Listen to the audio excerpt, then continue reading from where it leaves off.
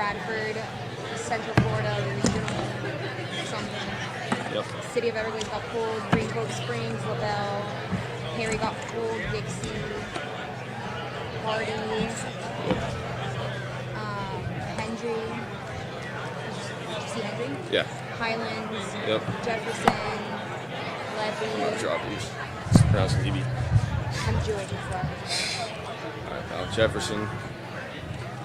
Levy. North Florida, yeah, okay. Putnam. Yep. Havana. And then Horseshoe Beach again. Did you want to group Horseshoe Beach? Basically said just whatever. Okay. Are you sure?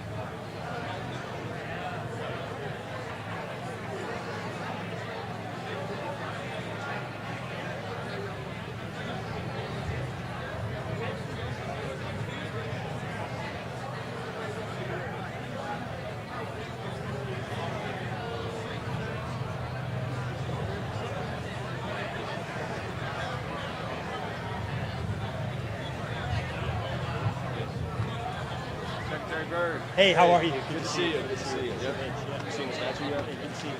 Yeah, I haven't seen the panels yet. Yeah. Hey, how are you, sir? Good to see you. Good to see you. Thank you. Oh, thank you. Thank you. Appreciate that. Yeah, no, thank you for noticing. Yeah. Yeah, it's like 23 pounds. It's the first of the year. Thanks. Thanks. Yeah. Hey, what's up? Doing all right? Good. Good. I'm excited to see it. Yeah, no, it's this one. It might top the others. Really? Yeah. Pretty dog was really nice. Yeah. That one's impressive. This one's supposed to be. Are you I don't know. He's been doing it, but just in case there's a women on this side, you gotta just pull the bow and okay. pull from this side. Got it. Yes, it's Columbia. The depiction of Columbia. Yes, absolutely. Yeah, so kind of like the depiction of liberty, one of the first, almost. How many more you got? I got at least 3 more. Not good. Hey, Matt, ready? Mic check 1, 2, 3, 4, 5, 6, 7, 8, 9, 10. Mic check 1, 2, 3, 4, 5, 6, 7, 8, 9, 10, 11, 12, 13. Good? Okay.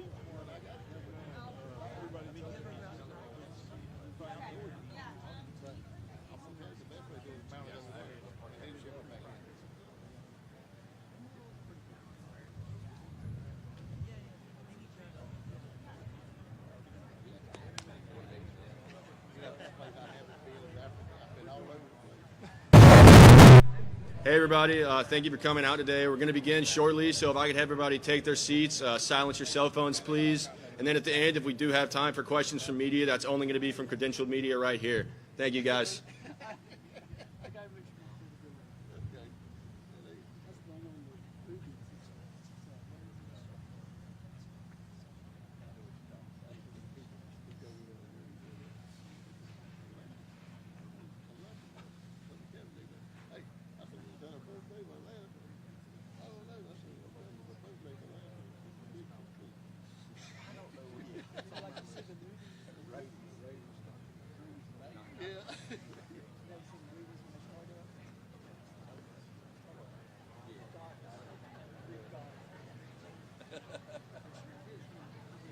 I just talked to her. Yeah.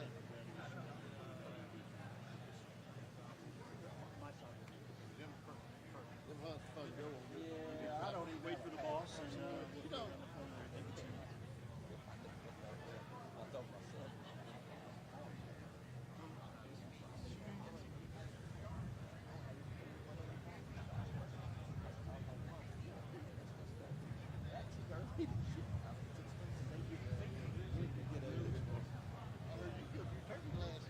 yeah, well, my staff can't, my son can't. you know,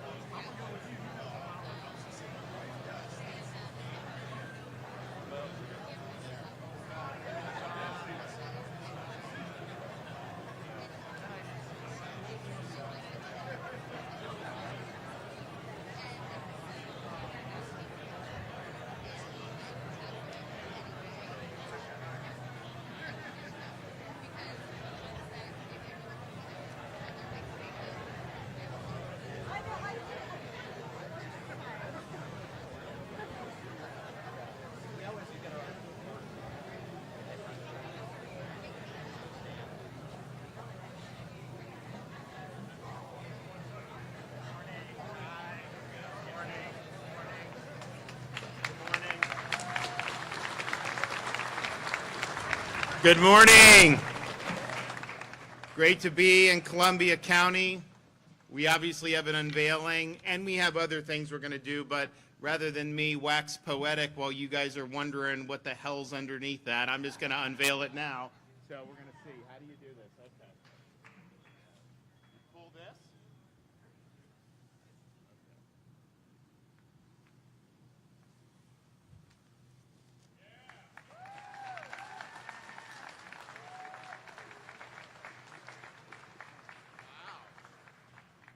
Now that is really nice. So as you can see, as part of our ongoing celebration of America 250, we've done a lot of different statues commemorating. We started with the, well, before I get into that, I want to recognize the folks we have here. We've got our Secretary of State, Cord Byrd, our Commerce Secretary, Alex Kelly, our Visit Florida President, Brian Griffin, Senator Corey Simon, Representative Chuck Brannon, and I want to thank all of them who've done a lot for these issues we're going to talk about today. Not just the statue, that's part of it, but we also have a lot of checks that we're going to give out to here, but also surrounding rural areas. And so I know a lot of people appreciate that very much. We've got folks from Columbia County, Bradford County, Clay, Dixie, Gadsden, Hamilton, Hendry, Highlands, Jefferson, Levy, Putnam counties, and so that's a good list of folks here. So we're doing America 250. We started with counties named after founding fathers commissioning statues, and so we started, actually the first one we did, we got George Washington loaned from Mount Vernon, this great statue of Washington. It was so nice, we didn't put it originally in Washington County, we put it in the state capitol. So for the last year and a half, however long it's been there, you go, you walk in, right on your left, just amazing G-dub right there. We got commissioned a replica of that and then did that in Washington County.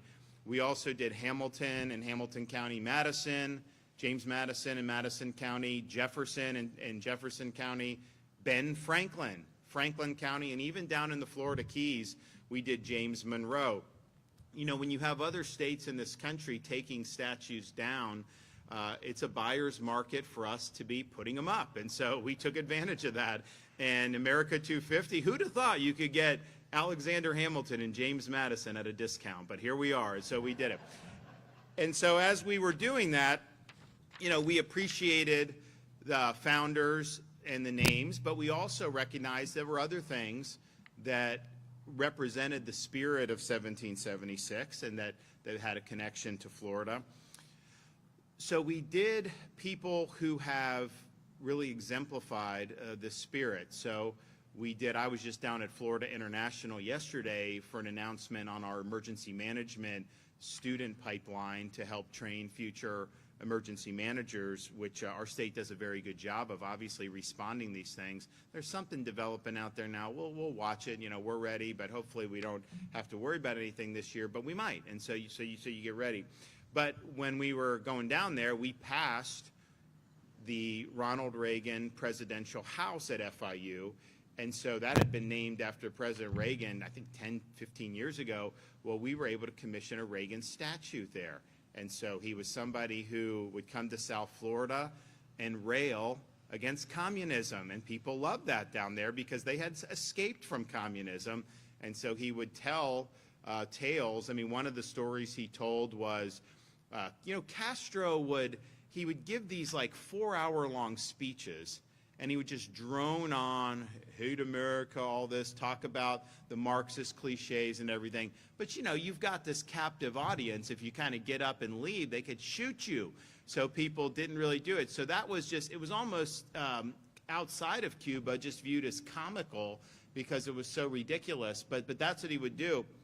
And the president told the story about Castro's at one of these speeches, and he's just droning on. Then all of a sudden, you hear in the crowd someone yelling, peanuts, popcorn, Cracker Jacks, you know, like you would at like a ballpark or something. And then you hear it again, peanuts, popcorn, Cracker Jacks. And Castro starts to hear this. You hear it again, peanuts, popcorn, Cracker Jacks. So finally, Castro is like, Stop saying that. The next person that says peanuts, popcorn, Cracker Jacks, I'm going to grab them and I'm going to send their butt straight to Miami. And the entire crowd yelled in unison, peanuts, popcorn, Cracker Jacks. It's true, you know, it's a lot of ring of truth. But anyway, so he did that, we did that. We did Frederick Douglass in St. Augustine, gave a big speech there in 1889. And so we commemorated that. We did Andrew Jackson in Jackson County. We're going to do it in Pensacola because he was the first territorial governor of Florida and was based out of there, but they already had an Andrew Jackson statue. So we did it, an amazing statue that we did in Jackson County. We did President Calvin Coolidge down in Lake Wales at the Bok Tower Gardens. It was the last public trip he took as president in 1929. He came to Central Florida to dedicate the Bok Tower Gardens. People didn't necessarily, it wasn't that easy to get from D.C. To Central Florida back then, and so it took a long train ride, did that. So we were able to commemorate him and his administration. So we've done all this stuff. So here we have the namesake of this county, Columbia, representing Lady Columbia. And this Lady Columbia is a symbol of the United States, of our American pioneer spirit. Of course, she's derived from Christopher Columbus, who was in 1492, the first European discovery of the New World. Columbus didn't quite make it to Florida. He made it to the Bahamas, but subsequent voyages ended up with the European discovery of North America in Florida. And so we were discovered by Europeans before Jamestown, Virginia, and before Plymouth, Massachusetts. You could go to St. Augustine, and that's the oldest continuously operating European city in the United States of America. And so we're proud of that part of Florida history. So it's Columbia being born out of the spirit of Christopher Columbus and doing that, but she's had a huge part in America folklore, particularly in the 1800s, 17 and 1800s. She, so here in 1832, our legislature, the territorial legislature, established Columbia County. They took Alachua and Duval and they carved it out of that, and the county seat was established at Alligator Town, which was renamed Lake City when the railroad arrived in 1859. So now Lake City is at the heart of North Florida. You have springs, rivers, forests. You have cultural sites, historic sites. Obviously, you have major thoroughfares that do that. But she was really symbolic of this great spirit, particularly in the 1800s. And I think people look, I mean, that's a very, very beautiful statue of a very beautiful, fictitious, but still very beautiful woman that symbolizes a lot about the United States of America. So I'm glad we're able to do this here in Columbia County. People can look to see what all has gone into the history here, but it's a unique history, and there's a lot of history. North Florida has more history from the American perspective than parts of southern Florida, just because this is where people lived back then. It was, people always ask me, why did they put the capital in Tallahassee when so many people live in Central and South Florida? It's because when they did it, nobody lived in Central and South Florida. You had Pensacola and Jacksonville, and you kind of met in the middle, and that's why they did it there. So northern Florida was really where Florida was born, and that was where all the activity was, and that's still true. There's a lot of activity, but when you had air conditioning, then it was like tolerable to be able to live in some of these places further south, and Florida's obviously grown up a lot since then. This is a continuing thing that we've done about America 250, and it's not just to do it for pomp and circumstance, because quite frankly, we've done a lot of stuff and we've probably exhausted that anyways. It really is about showing appreciation for the people that helped establish our country and help make it where it is, because we're inheriting that legacy.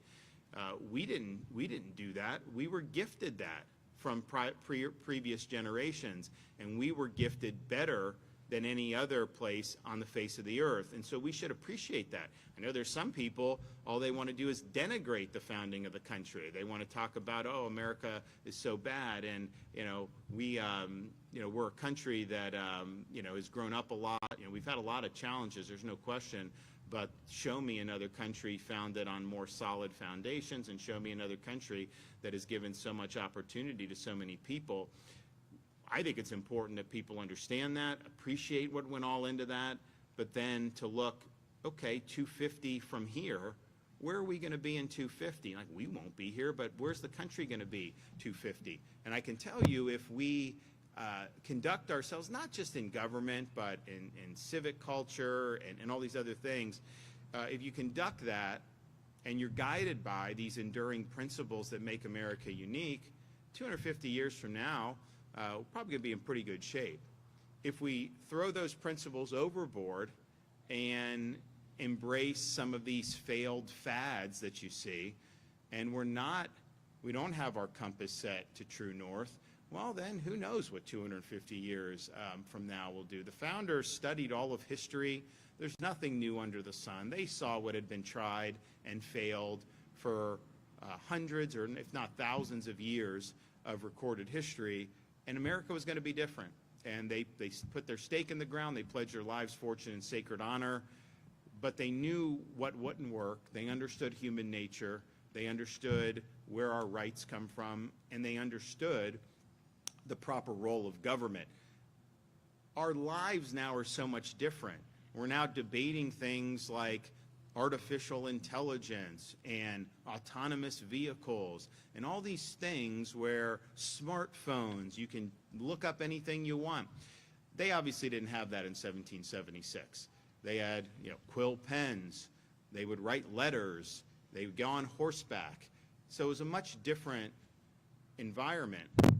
But the underlying principles haven't changed as much as all technologies change and all these other things have changed. Human nature is the same as it was in 1776. Source of our rights are the same as it was in 1776. And working to prevent an accumulation of centralized government power is also something that is important to this day. This will be here. People will be able to look. Kids will be able to learn about Columbia, but also what went into her becoming such an important symbol of early America. So I want to thank everybody that's been involved in that, because I think it's been really, really good. Now, we're not just here to talk about the nice statute, even though it is a very nice statute. We're also here to bring some remuneration for some of our counties and communities. I think I was the first, I would always ask, has any other governor done all 67 counties public events? And they didn't have record of doing that. But when we did it, so we finished that years ago, but every time, we would bring stuff. We're not just showing up. And what I can tell you is, you can bring money to Miami and give them a grant, and it's like people just shrug their shoulders. You bring support for rural, it's a huge deal. People really appreciate it. So we've done more for rural than any administration in Florida history, and we're going to continue that momentum with our awards today.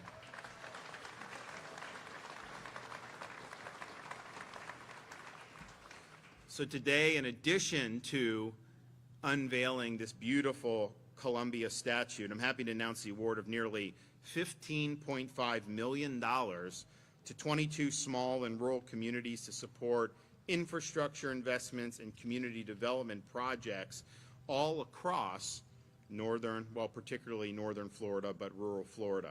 So here in Columbia County, City of Lake City is being awarded $211,000 to repave a portion of Northwest Georgia Avenue from Early Street to Wilson Street. The county is also receiving $65,000 to update the county's economic development strategic plan.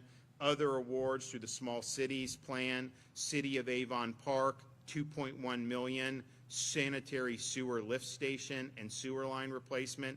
City of Coleman, $3 million smackers to improve the existing water supply and treatment facility. Hamilton County, $2.7 million, roadway access improvements supporting a manufacturing site. Hardy County, $1.8 million, install a sanitary sewer lift station and gravity sewer lines connecting to the Wauchula Hills wastewater treatment facility.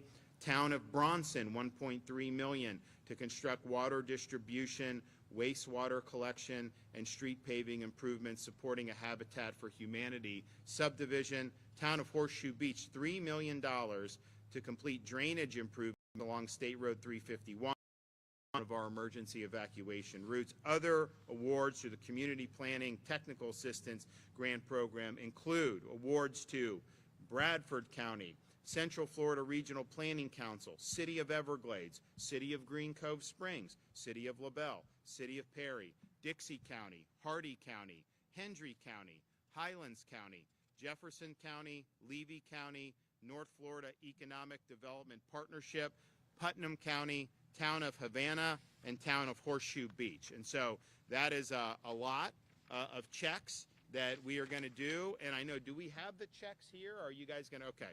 So I'm gonna. Is this? That's work. Is that working? Is it good? Huh? It's not. It's probably working on the live. Is it working on the live stream? But it's not working for everybody here. Okay. Well, you guys can work on that.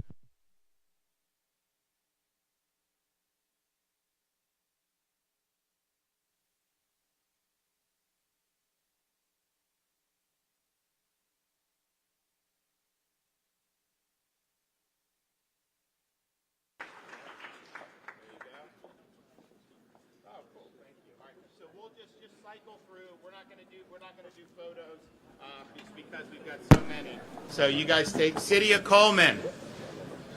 City of Coleman. Hamilton County.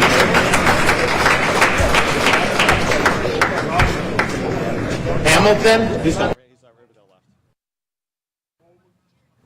There you go. Yeah, absolutely. Hardee County. Chuck.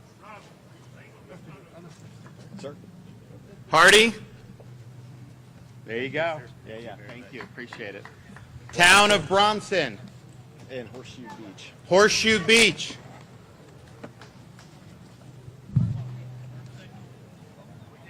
Horseshoe? Horseshoe. Bronson? Town of Bronson. Okay. Congratulations. Bradford County. Bradford County. Yeah, thank you. Yep. Bradford? All right. There you go, sweetheart. Yep. Enjoy. Yep. Central Florida Regional Planning Council. Central Florida Regional Planning Council. Green Cove Springs. Congratulations. City of Green Cove Springs. Yeah, congratulations. LaBelle. City of LaBelle.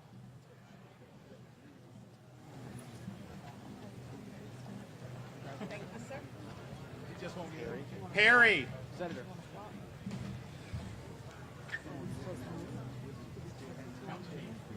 All the money you bring back. Dixie County. Dixie County. Dixie County.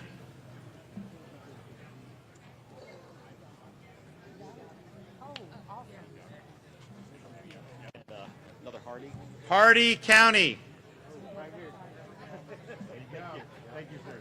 And Hendry. Hendry County.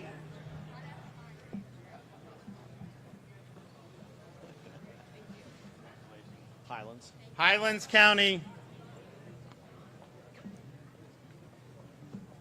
Jefferson. Jefferson County. Levy. Jefferson. There you go. Thank you, sir. All righty, thank you. Levy County. This is North Florida Economic Development. There you go. Congratulations. Yeah, thank you. Thanks a lot. Thank you. You just say Jeff Hendry, he'll know what it is. Jeff Hendry, North Florida Economic Development Partnership. He's going right here. Putnam County. Putnam County. Thank you. Yep, appreciate it. Town of Havana. Hey. Putnam County, Town of Havana. There you go. Yeah, absolutely. You guys enjoy. Thank you, sir. Enjoy. Thank you. Thank you. And one more time, Horseshoe Beach. Hey, sir. How are you? Town of Havana. There you go. Man, you're You're making it rain in Gadsden County, my man. Town of Horseshoe Beach, $3 million. Going once.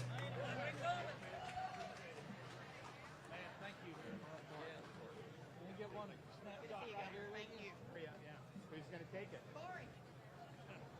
Right here? Right here. All right. Well, congratulations. I know that you guys will make good use of all that. You know, it's interesting. I've been dealing with this budget. As you know, I've done 8 budgets. And when they do the budgets, you got to make decisions on some of these individual projects. And, you know, it's like there's stuff that everyone would love to have, right? You know, and it's just, you can't just sign everything. You got to make decisions. It's just tough. You got to do it.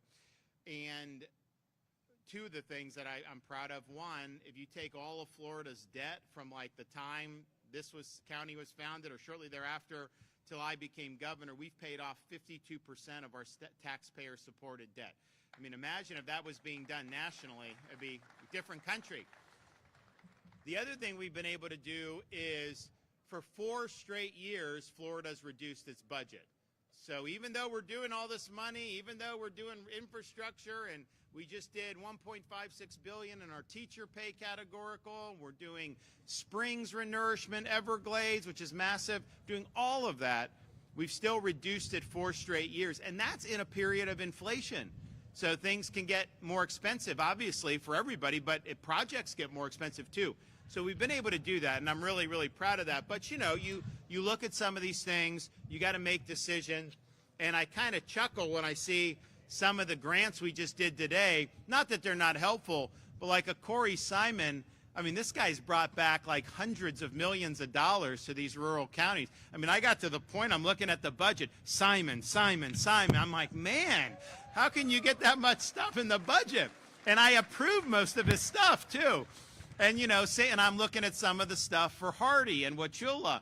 Well, Albritton. I mean, I don't know what they're going to do in Hardy, but like Albritton brought more money to Hardy than has ever been brought to Hardy in the history of the county. So I just see, and like every little bit helps, but some of the stuff I know in these budgets that were there. And so we tried to work with everybody, and we tried to make it good. Okay, we got a couple speakers, so I'm going to start. We're going to do Cord Bird, Brian Griffin, and then Alex Kelly, and they're going to be short and sweet. So come on.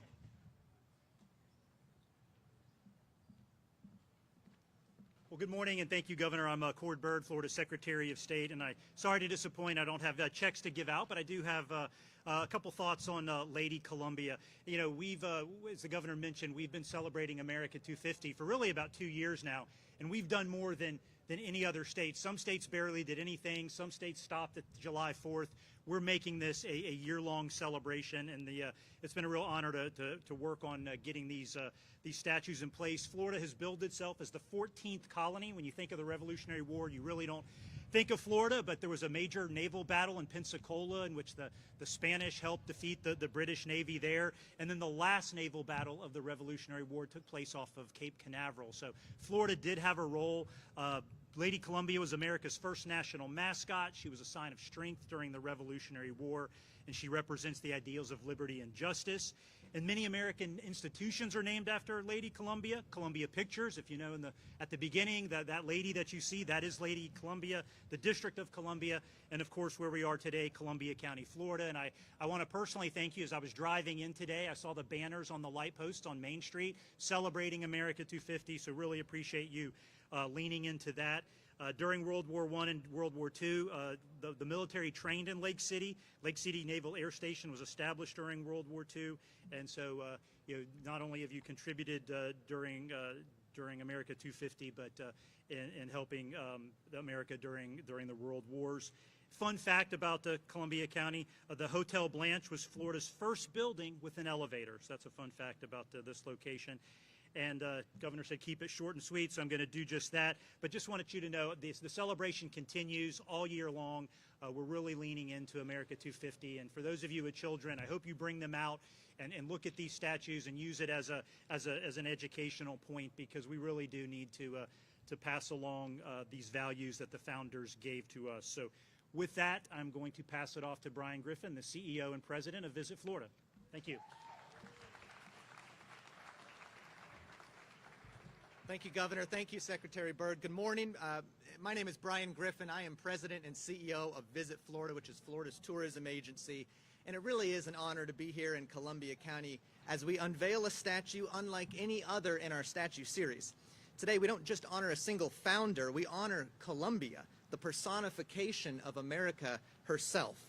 We've already placed our founders in Florida counties that bear their names: Washington, Jefferson, Franklin, Hamilton, Monroe, and Madison. And today Columbia takes her rightful place in the county named for her since February 4th, 1832, when Florida's 16th county was created and given the poetic name of the United States. You know, long before the Statue of Liberty stood in New York Harbor, Americans referred to our country as Columbia. In 1775, Phyllis Wheatley wrote to General Washington, "Columbia's arm prevails." And a generation later, "Hail Columbia" served as an unofficial national anthem. Her name honors the legacy of explorer Christopher Columbus and personifies the freedom of America. She stands for the rarest idea in human history, that our rights come from God, not from the government. Florida just showed the country how to celebrate that idea. We went all in for America's 250th with statues across the state, a historic driving trail from the Panhandle to St. Augustine to the Keys, and a new statewide docuseries highlighting the history of our state, and of course, a warm welcome for visitors who wanted to celebrate America with us. We did it the right way, and we did it well. And the official anniversary may be behind us, but the work of remembering is not. These monuments remain, and so does the invitation. Come to Florida, bring the family, and see what a confident country looks like. Visit Florida remains engaged on behalf of the state of Florida in marketing our great state and all we have to offer to visitors. From landmarks to beaches to our theme parks and over 10,000 miles of hiking trails, it's always a good time to visit Florida. And today we stand in the gateway to Florida. From Lake City at the crossroads of I-10 and I-75, visitors will find springs, forests, and a community that believes that America is worth honoring out loud. So thank you, Columbia County, for hosting us and for this monument. And thank you, Governor DeSantis, for having the courage to rightly honor our country. Absolutely. All right. Secretary Kelly.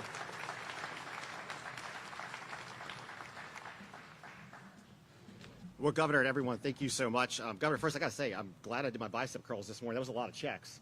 That was pretty good, sir. Thank you, sir. Thank you, everybody, for being here today. Keep it really quick. I just want to give some additional thanks because the governor covered a lot of the points.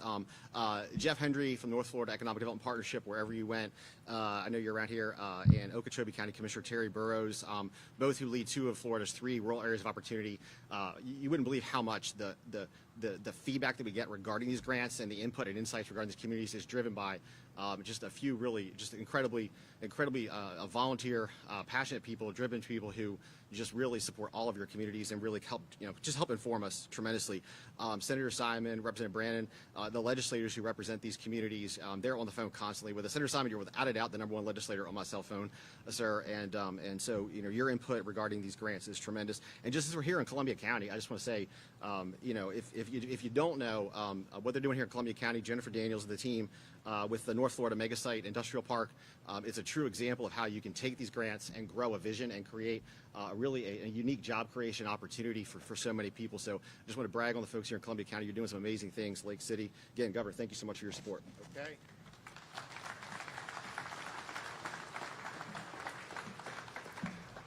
Well, we've got football season on the horizon now. So what's the complexion of this crowd? Do we have FSU Seminole fans here? Do we have Florida Gator fans here? Well, listen, as governor, I could say both of them need to up their games from recent years. I mean, it used to be like the state of Florida would dominate and those guys would be up there every year, 80s, 90s. Then when Urban came in 2005 through that period of time. So hopefully they both do well. My kids are, because we're in Tallahassee with the state capitol, they've grown up around Florida State.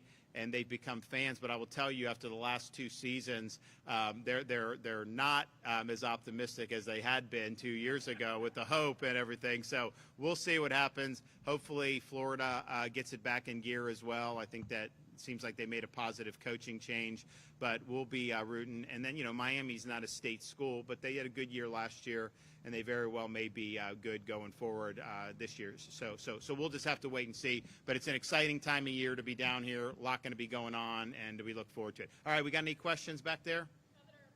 We have with Action News, Jax. What's your reaction to the grand jury report into the diversion of Medicaid funds for political purposes? Well, the only crime that was apparent was whoever leaked the grand jury report. I mean, the settlement that ACA did was legally sound. It was appropriate and advanced the interests of state. What you just said is a lie. There was no diversion of any Medicaid funds. That was a private settlement where a company made a private contribution to a DSO affiliated with one of the state agencies. And so don't lie, don't get it wrong, and make sure. But we've dealt with this, and obviously there was a crime committed to leak it. But the whole reason people tried to make hay of this was they were trying to use it to smear the First Lady of Florida, my wife. And what has come out? Oh, she wasn't involved in anything. Oh, really? Okay, so the media, are you going to take those articles where you put her picture and we're trying to insinuate that somehow she was involved with something wrong? None of these guys did anything wrong, but she wasn't involved in any of this. And I think it was why people hate some of the stuff that goes on with media, because you try to smear by implication good people. And what she's done for this state is without parallel from being a First Lady. She has done more than anyone in the history of Florida on improving cancer research and cancer care, particularly for kids. She obviously went through a battle. She was an inspiration for so many people who were going through it, women at the time who were going through it. She was instrumental in getting the messaging into the schools about your facts or future, the dangers of opioid use and addiction, and something that's had a profound effect. We've had the biggest decline in opioid deaths of any state in the country, and she had a lot to do with that. And then she spearheaded the state's conservative approach to fighting poverty. We know what the left wants to do. They want to create more bureaucracies, put more people on welfare benefits, and somehow that's going to end poverty. Well, guess what? If that would have ended poverty, that would have happened in the 1960s, and it failed. And they've spent a lot of money on very bad systems and bad programs. So she had the insight that actually we have all these great resources throughout the state. We have churches that want to help lift people up. We have businesses that want to be involved in their community, individuals, charities, all these different things. She created a care portal where all these people that want to be a part of the program can come in. Someone's in need. It's not just getting a TANF grant, and we just restricted the people using that for tattoos and all this other crazy stuff, which should have been done a long time ago, but Biden wouldn't let us do it. Trump is approving it. So, but that's ultimately not going to lead to people do better. So now someone's in need, you'll have a church come and help. You'll have someone come help a single mom. You'll have people that are volunteers that want to help a veteran in need. And what that's done is it's saved the state $150 million in welfare, because you're getting people on their feet, so they're getting off means-tested welfare. That is ultimately how you measure success, not how many people you can put on, how many people you're able to liberate so they don't need it in the first place. And she did that more than anybody else. And she didn't want any adulation or anything. But you know, through all of that work, all of that effort, she's not gotten a single red cent for anything she's ever done. She doesn't want it, but not one red cent. And yet, you know, a lot of people in the media last year when they were making hay of this were trying to insinuate that somehow she got something, which is a lie. I'll be interested to see if you will correct that lie. and if you will tell the truth and acknowledge that you were trying to smear her by implication and there was zero basis to do it. I'm not going to hold my breath on that because I know how most people operate. But I thought it was disgraceful. I think the people that were behind the smear in the political arena were disgraceful. And some of this, quite frankly, we've got cancer in the legislature. Some of these people, are bad actors. And so I thought it was a disgrace. So you do all of this stuff trying to create hay, and then what do you have?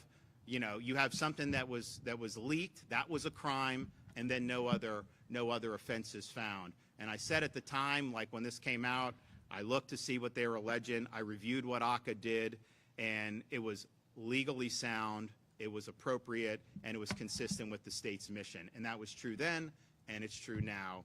And so the rest of it is just trying to drudge up stuff, to try to smear people by implication. And, you go after somebody who has done so much for this state and never gotten a single cent. I think a lot of people reject that. I think a lot of people see what's going on, and I think it just contributes to more distrust from some of the people that were parroting those lies for so long. And I'd imagine that more and more people will see that, because this is obviously, when you violate the law like this by releasing, there's going to be consequences for that in a variety of different ways. Snooty with Channel 4 News in Jacksonville. Circling back to today's event, does your administration anticipate or prioritize more state funding for more rural communities beyond the counties and the towns that you've announced today? Absolutely. We have the Rural Infrastructure Fund. We are going to be doing that. We also have more job growth grant funds, and so Alex and I, we work and we vet that, and the communities request things, and we've been able to make a big difference. And as I said, you can do $3 million for rural, and it's like very big deal. You can do $30 million for Miami or Palm Beach or Orlando, and it's like people just shrug their shoulders. So I think the money goes further, and I think people appreciate it very much. And so that's why I'm been a big proponent of rural Florida.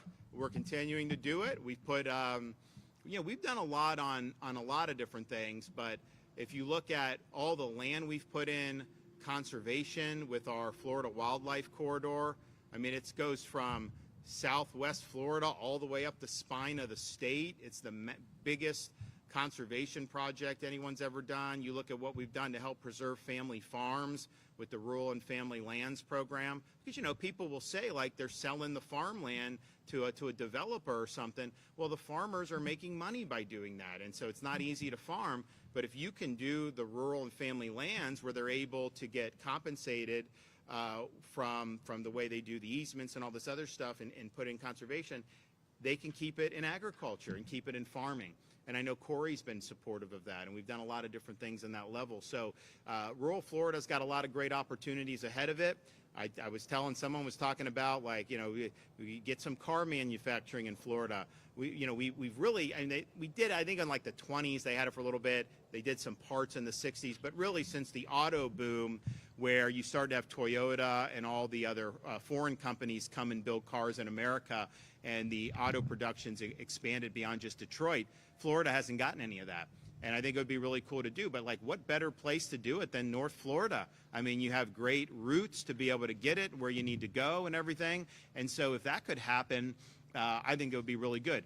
Now, ultimately, businesses have to make those decisions, but what we've done with our stuff, we've created an architecture, a foundation, so that you can have this type of industry, and you counter that with the workforce that we've been able to do, with all the job training and everything like that.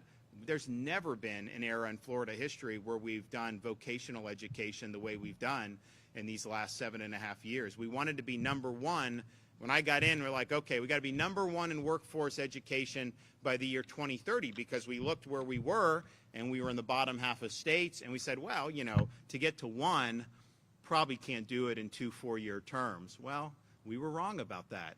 We did it 5 years ahead of schedule to be number one in workforce education. And I know we've got Florida fans, Florida State fans, and I'm not saying they're not good places to go to school, and it's cheaper than any other place in the country because we haven't let them raise tuition. But I also know these four-year brick and ivy colleges aren't the only way you can be successful. Students who get hands-on experience and get these vocational skills are very marketable in today's economy and will continue to do it. And so I think the formula is amazing. We've done so much on infrastructure to be able to create an environment where businesses thrive and people can be hired. But I honestly believe for the rural, I think we're just kind of scratching the surface. I think you're going to see more and more, and I think it's going to get better and better. All right, God bless everyone. Thank you.